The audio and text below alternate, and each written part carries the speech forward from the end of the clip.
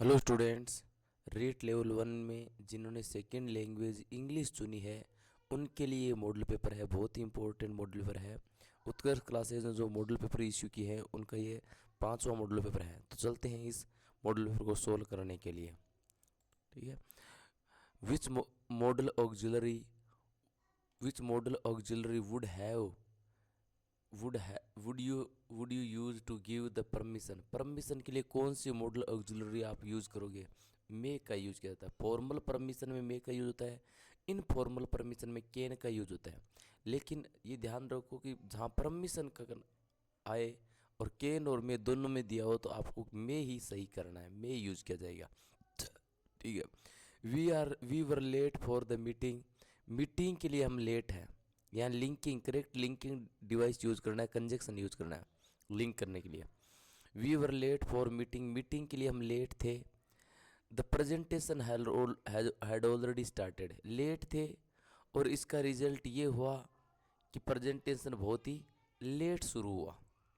Presentation पहले से ही शुरू हो गया लेट होने के कारण, है ना। तो पहले से शुरू गई, ये रिजल्ट है इसका। तो इसको अपने क्या बोलेंगे, ये कॉन्ट्रास्ट नहीं है। पहले कथन के कॉन्ट्रास्ट में यदि होता तो बाई कॉन्ट्रास्ट डिस्पाइट दिस ये यूज करते, है ना। इस और पहला स्टेटमेंट उसका नहीं कंक्लूजन है, दूसरा कंक्लूजन होता तो भी हम कंक्लूजन यूज करते। ये परिणाम है, इसलिए अपने क्या यूज करना है, कॉन्सिक्वेंटली यूज करना है। आगे देखो, he and his neighbour are always at loggerheads. वह और उसका पड़ोसी हमेशा लोगर हेड रहते हैं। लोगर हेड रहने का मतलब होता है कि वो दोनों डिसएग्री रहते हैं हर चीज़ पर। Read the following poem and answer the questions following. Answer the questions following. Following questions के आंसर देने देखो। द साइलेंट सी, शांत समुद्र। द सी लाइज स्टिल, समुद्र एकदम स्थिर सो रहा है। नो वेव्स इन साइट, और कोई भी लहरें दिख नहीं रही है, नज़र में कोई लहर नहीं आ रही है, एकदम शांत समुद्र है। इट मिरर से, और ये प्रतिबिंबित कर रहा है, मिरर कर रहा है। मून्स जेंटल लाइट है, चंद्रमा की जो जेंटल लाइट है, एकदम सौम्य लाइट है, उसको वो समुद्र मिरर कर रहा है। ए क्वाइट हस फॉल से, एक शांत हस होती है एकदम शांत, शांति है वो गिर रही है। कहाँ पर? समुद्र पर, बिल्कुल शांति शांति है। As sailors dream of the days before, जैसा कि सेलर्स ने ड्रीम लिया, सपने लिए दिनों पहले के, दिनों पहले जैसा वो खाते थे पीते थे उठते, वो सपना समुद्र सेलर्स ने लिया। ठीक है, अब आंसर देते हैं। Sea mirror in the poem, sea mirror the moon, sea है वो मून को मिरर कर रहा है। What is the mood of the poem? The mood of the poem is calm and peaceful, समुद्र को बिल्कुल शांत बताया गया है, तो पोइम का मूड बिल्कुल शांत है। वो do the sellers dream in the poem, sellers किसका ड्रीम कर रहे हैं? डेज बिफोर, पूरे दिनों की वो ड्रीमिंग कर रहे हैं। ठीक है। अगला एक पैसेज है, उसके पढ़ना है और उसका करेक्ट आंसर चूज करना है। मेरी गार्डन ए नोटेड ओपेरा सिंगर, मेरी गार्डन एक प्रसिद्ध ओपेरा सिंगर है। Earned a great deal of money, बहुत धन कमाती थी। ड्यूरिंग हर कैरियर, अपने कैरियर के दौरान। बट वॉज कॉन्स्टेंटली बोदर्ड, किंतु हमेशा वो बोदर्ड रहती थी, चिंतित रहती थी। By the demand of her father, अपने पापा की मांग से। फॉर मनी, धन की, पापा बार बार धन की मांग करते थे, उसे वो चिंतित रहती। ऑलवेज इन लार्ज सम, और धन के साथ हमेशा बड़ी मात्रा में, बड़े सम में। Miss Garden would always give it to him, Miss Garden हमेशा ही उसको देती थी धन। दो ओपन सी वुड कंप्लेन, प्राय वो कंप्लेन करती थी कि his request seemed somewhat unreasonable, प्राय वो कंप्लेन करती थी कि जो उसके पापा का रिक्वेस्ट है वो बड़ा ही अनरीजनेबल है, बिना कोई कारण का है। टू दिस द शोक रिप्लाई, और इसके प्रति वो एक शोक रिप्लाई देता था पापा कि he needed the money for a very special project, जिसके प्रति उसके पापा रिप्लाई करता था कि उसको धन की ज़रूरत है स्पेशल प्रोजेक्ट के लिए। She was not going to refuse her father, और वो अपने पापा को मना भी करने नहीं जा रही थी। वॉज सी, क्या वो जाती थी? नहीं, मना नहीं करने जा रही थी। ड्यूरिंग द डिप्रेशन, डिप्रेशन के दौरान, डिप्रेशन होता है कि तंगी के दौरान, तंगी कह सकते हो। Miss garden like many others, miss garden जैसे बहुत से अन्य व्यक्ति उनकी तरह ही लॉस्ट हर मनी, अपना धन उसने खो दिया। In the stock market crash, stock market के क्रेश होने से धन उसका चला गया। शॉर्टली आफ्टरवर्ड, थोड़े दिनों बाद हर फादर डाइड, उसके पापा भी एक्सपायर हो गए, डाइड हो गए। मच टू हियर सरप्राइज, और उसके आश्चर्य के लिए सी वॉज नोटिफाइड, उसको नोटिफाई किया गया कि he had left a large bank account in her name, कि वो पापा है वो छोड़ के गए हैं। ए लार्ज बैंक अकाउंट, एक बड़ा bank account in her name, उसके नाम पर, मेरी के नाम पर बहुत बड़ा अकाउंट छोड़ के गए उसके पापा, ये उसने लर्न किया। He had saved her every cent, उसने हर सेंट को उसने सेव किया था। शी हैड गिवन, जो उसने उसे दिया, जो मेरी ने उसको दिया था, उस हर सेंट हर पाई पाई को उसने सेव किया था। Demands, the demand God makes, मांग जो भगवान करता है, जो डिमांड भगवान करता है हमसे, मे सिम हार्ड, वो कई बार हार्ड प्रतीत होती है, कई बार हार्ड प्रतीत होती है, बट ऑल द वाइल, किंतु पूरे समय, he is actually helping us, किंतु पूरे समय भगवान हमें हेल्प कर रहा होता है। To store up eternal bank account, eternal bank account को स्टोर करने में हमारी हेल्प कर रहा होता है इन हेवन, समुद्र, वो स्वर्ग में। वन विच में बैलेंस द स्केल्स, वो व्यक्ति जो बैलेंस कर सकता है स्केल्स इन और फेयर, हमारे पक्ष में स्केल्स को बैलेंस करता है। We when we least expected, जब हम बहुत ही कम आशा करते हैं तो। Troubles are often instruments by which God faces us for better things, troubles प्राय इंस्ट्रूमेंट्स तब होती है जब गॉड है वो हमारे लिए कुछ और चीज़ें सोचता है, तब हमें मुसीबत होती है, तब हमें परेशानी आती है। तो चलो आंसर देते हैं। Mary father made demand for a small sum of money, large sum of money, large sum of money की वो डिमांड करते थे मेरी के पापा हमेशा। Mary to the demands of her father, Mary could not refuse to pay any attention, wanted to refuse, वो refuse नहीं कर सकती थी, रिफ्यूज करना चाहती थी। यू वॉन्टेड टू, मेरी ये दोनों एक जैसे ही हैं वैसे, कि वो रिफ्यूज करना चाहती थी लेकिन वो कर नहीं सकी, है ना।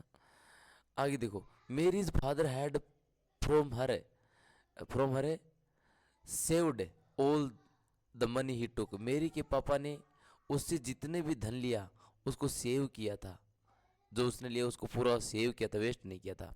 During the depression Mary lost her money, lost her all money, उसने पूरे धन को लॉस्ट कर दिया था स्टॉक मार्केट क्रेश में।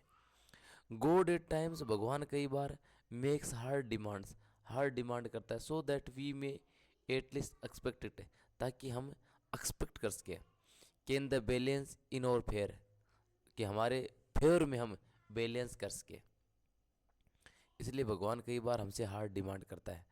विच of the following is the metaphor, निम्न में से कौन सा मेटाफर है। He is as brave as a lion, ये तो सिमिली है कि वह शेर की तरह बहादुर है ना।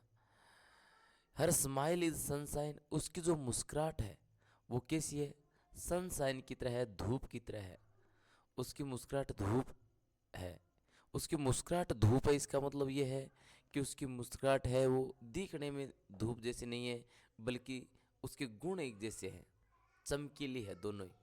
तो यहाँ पर जो मुस्कुराहट की तुलना है वो सनशाइन से हुई है, दो असमान दिखने वाली चीज़ों के बीच में एक कंपैरिजन है हुई है, तो ये क्या है, मेटाफर है, ठीक है। वैसे इसमें देखो गुणों की तुलना हुई, जहाँ गुणों की तुलना है वहाँ मेटाफर होता है, सिमिली यूज नहीं होती है। लेकिन आप यदि मेटाफर यूज करना है तो ये, क्योंकि लाइक और एज लगने के बाद आपको सिमिली ही बताना है। और यहाँ कंपैरिजन हुई है, देखो हर स्माइल की सनसन से, बिना कोई लाइक एज लगाए, बिना कोई लाइक एज लगाए यदि कंपैरिजन हो तो वो मेटाफर होता है, ये ध्यान रखना है, ठीक है।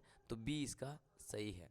आगे देखो अगला 73 नंबर क्वेश्चन, 73 नंबर, विच सेंटेंस कंटेंस एलिट्रेशन, कौन सा सेंटेंस में एलिट्रेशन है। तो देखो एलिट्रेशन का मतलब होता है कि कॉन्सोनेंट साउंड बार बार रिपीट हो रही हो, जैसे यहाँ पर बी में देखो, पीटर पीपर picked A pick of A pickled paper, तो यहाँ पी पै की ध्वनि वो रिपीट हो रही, इसलिए बै सही है, बै इलिट्रेशन है। Which type of sound is N in the word nose, nose में जो न साउंड है वो किस प्रकार की है, नेजल साउंड है। देखो तीन साउंड नेजल है, मैं, न और नंग, ये तीन साउंड क्या है, नेजल साउंड है। Which of the following sound is a glottal, glottal है वो ग्लोटल है क्योंकि एकदम ग्लोटरी से बोला जाता है, लास्ट में जो ग्लोटर्स होते हैं कंठों पर एकदम, वहाँ से ये बोला जाता है ना, इसलिए ग्लोटर साउंड है। Which of the following words begin with the voiced sound, voiced sound से कौन सा, देखो से वॉइसलेस होता है, कै वॉइसलेस होता है, पै वॉइसलेस होता है, जै वॉइस्ड होता है, ये जिप जो साउंड है जिसमें जिप है वॉइस्ड है, वो type of vowel is the ए। जैसे बैट, कैट, तो कैट में ए है, वो कैसा साउंड है, शॉर्ट वोवल है, ये लॉन्ग वोवल नहीं है ना। तो ये कौन सा है, शॉर्ट वोवल है। वैसे देखो वोवल जो होते हैं ना, मोनोप्थॉन्ग्स, वोवल दो प्रकार के होते हैं, मोनोथॉन्ग्स और डिप्थॉन्ग्स। डिप्थॉन्ग्स में दो वोवल होते हैं, और जो कुछ वोवल्स होते हैं वो शॉर्ट होते हैं, कुछ होते हैं लॉन्ग। नहीं सॉरी, ये जो है ना ये लॉन्ग साउंड है, ठीक है ना। ये जो ए होता है वो शॉर्ट होता है और ये लॉन्ग होता है। ए होता है वो शॉर्ट होता है, आ लॉन्ग होता है। छोटी ई होती है वो शॉर्ट होती है, और बड़ी ई होती है वो लॉन्ग होती है। छोटा ऊ शॉर्ट होता है, बड़ा ऊ की ध्वनि होती है वो लॉन्ग होती है। तो ये लॉन्ग साउंड है, ठीक, cat. Which of the following is approximate sound. जो अप्रोक्सीमेट होता है वो दो ही है, एक तो रे और एक ले। तो ये ले है वो अप्रोक्सीमेट है, क्योंकि उसमें हवा है वो बिल्कुल हल्के से साइड में से निकलती है। रे और ले में जीप टिप ऑफ द टग ऊपर टकरा जाती है और साइड में से हवा निकलती है ना। तो ये अप्रोक्सीमेट है। Which of the sentence grammatically correct, कौन सा सेंटेंस ग्रामेटिकली करेक्ट है। न्यूज सिंगुलर है इसलिए इज यूज होगा। न्यूज इज सरप्राइजिंग, न्यूज है वो सरप्राइजिंग है। Which of the following is the example of Petrarchan sonnet, निम्नलिखित तो कौन सा है वो पेट्रोकन सोनेट का उदाहरण है। तो जॉन डन की जो होली सोनेट है ये पेट्रोकन नहीं है। शेक्सपियर की सोनेट तो इंग्लिश सोनेट है, पेट्रोकन सोनेट है ही नहीं। John Milton's on his blindness, ये क्या है, ये पेट्रोकन सोनेट है, क्योंकि इसकी फर्स्ट 8 लाइन है वो ऑक्टेव है ना, और लास्ट वाले 6 लाइन सेस्टेट है, और उनका यही होता है ए बी इसकी rhymes A B A B A B A B और सी डी। तो ये जॉन मिल्टन की जो है ना पोइम ऑन इज ब्लाइंडनेस, ये पेट्रोकन सोनेट का उदाहरण है। What is the silent way method of language teaching non for, silent way method होता है वो किस नाम से जाना जाता है लैंग्वेज टीचिंग का। तो इसमें क्या होता है, minimal teacher talk encouraging students independence. इसमें टीचर की टॉक होती है वो बहुत कम होती है, स्टूडेंट्स को इनकरेज किया जाता है बोलने के लिए। तो साइलेंट वे मेथड में क्या होता है कि टीचर्स की इनकरेजिंग कम होती है, नहीं टीचर्स की टॉक कम होती है, और बच्चों को इनकरेज किया जाता है इंडिपेंडेंसली बोलने के लिए, ठीक है। In context of language learning, language learning के मामले में वो does the scaffolding, scaffolding किसको रेफर किया जाता है, स्केप फोल्डिंग होता है इसमें जो चैप्टर होता है ना लेसन, उसको छोटे छोटे टुकड़ों में डिवाइड किया जाता है, स्मॉल पीसेज डिवाइड किया जाता है। और टीचर है वो किसी स्पोर्ट देता है बच्चे को, और बाद में वो स्पोर्ट अपनी रिमूव कर लेता है। तो एक प्रकार की टीचिंग मेथड है। तो इसमें क्या होता है, providing temporary support to the help learners, learners को टेम्परेरी सपोर्ट दी जाती है अचीव गोल को अचीव करने के लिए। तो ये सही है। इसमें स्केप फोल्डिंग में टीचर है वो टेम्परेरी सपोर्ट देता है, बाद में वो सपोर्ट है वो धीरे धीरे हटा लेता है बच्चों को गोल अचीव करने के लिए। और दूसरा इसमें ये स्केप फोल्डिंग में कि जितने भी लेसन है, जो लेसन दिया जा रहा है उसको छोटे छोटे पीसेज में तोड़ा जाता है, और हर पीसेज बच्चों को दिया जाता है, ठीक है। Group work and pair work in CLT are essential, group work और पेयर वर्क CLT में ज़रूरी है। Communication language teaching, communicative language teaching है, उसमें ग्रुप वर्क पेयर वर्क जरूरी है। क्यों, क्योंकि उसको कम्युनिकेट किया जाता है, जो कम्युनिकेटिव मेथड होता है उसमें लैंग्वेज कम्युनिकेशन सिखाई जाती है, उसमें लर्निंग और लिसनिंग और स्पीकिंग दो मेन ही तो है। तो इसमें अलो किया जाता है स्टूडेंट्स को कम्युनिकेट करने के लिए with each other authentic ways, हर एक दूसरे को ऑथेंटिक वेज कम्युनिकेट करने के लिए अलो किया जाता है, ठीक है। आगे देखो, इन कम्युनिकेटिव अप्रोच में ग्रामर होती है, कैसी होती है, integrated with in communication activities, communicative approach में ग्रामर को इंटीग्रेट किया जाता है कम्युनिकेशन एक्टिविटीज में।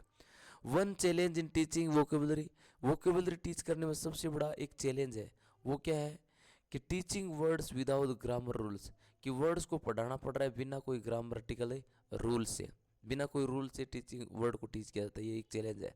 वो challenge does class size present for English teachers के लिए क्लास साइज है, जो लार्ज क्लास साइज है वो कौन सा चैलेंज प्रेजेंट कर रहा है। देखो लार्ज क्लास साइज, बड़ी क्लास की साइज है, वो एक बड़ा चैलेंज ये है कि डिफ़िकल्टी रहती है providing feedback to every student. बड़ी क्लास होती है तो हर स्टूडेंट को फीडबैक नहीं दिया जाता है ना, हर स्टूडेंट को इंडिविजुअली एक एक जाके बताया नहीं जा सकता, ये होता है बड़ी क्लास में challenge. Which of the following is not a characteristic of summative assessment. Summative assessment में एक कैरेक्टर नहीं है, एक वो कैरेक्टरिस्टिक नहीं है, एक विशेषता नहीं है। Conducted at the end of the instructional period, बिल्कुल भी ये जो समेटिव होता है वो हर पीरियड के एंड में कंडक्ट किया जाता है, स्टूडेंट की प्रोग्रेस देखी जाती है। Used for assigning grades, grade assign नहीं, ग्रेड असाइन के लिए समेटिव असेसमेंट नहीं होता है। Provides feedback during the learning, बिल्कुल फीडबैक दिया जाता है लर्निंग के दौरान। मीजर्स ओवरऑल लर्निंग आउटकम्स, बिल्कुल ओवरऑल लर्निंग को मेजर किया जाता है, ये नहीं होता है बी, तो बी इसका सही है। पीयर एवोल्यूशन इज बेनिफिशियल, जो सहपाठी मूल्यांकन होता है वो लाभदायक होता है, क्योंकि इट रिड्यूसेस टीचर्स वर्कलोड, ये टीचर के वर्कलोड को हटाता है नहीं। It encourage students to cheat, ये स्टूडेंट को चीट करने में हेल्प करता है नहीं। It promotes collaborate learning and critical thinking, बिल्कुल ये पीयर रिवोल्यूशन है वो कोलेबरेटिव लर्निंग, एक साथ लर्निंग और क्रिटिकल थिंकिंग में हेल्प करता है।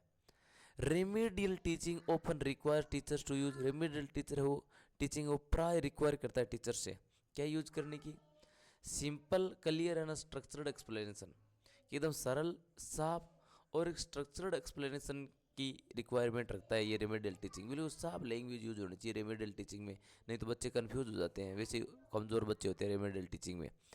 Primary goal of remedial teaching, primary goal of remedial teaching, remedial teaching का प्राइमरी गोल क्या होता है, promote independent learning by overcoming difficulties, परेशानियों से ऊपर आते हुए स्वतंत्र लर्निंग को प्रमोट किया जाता है, तो बी इसका सही है। So thank you students, I hope you understand it very well.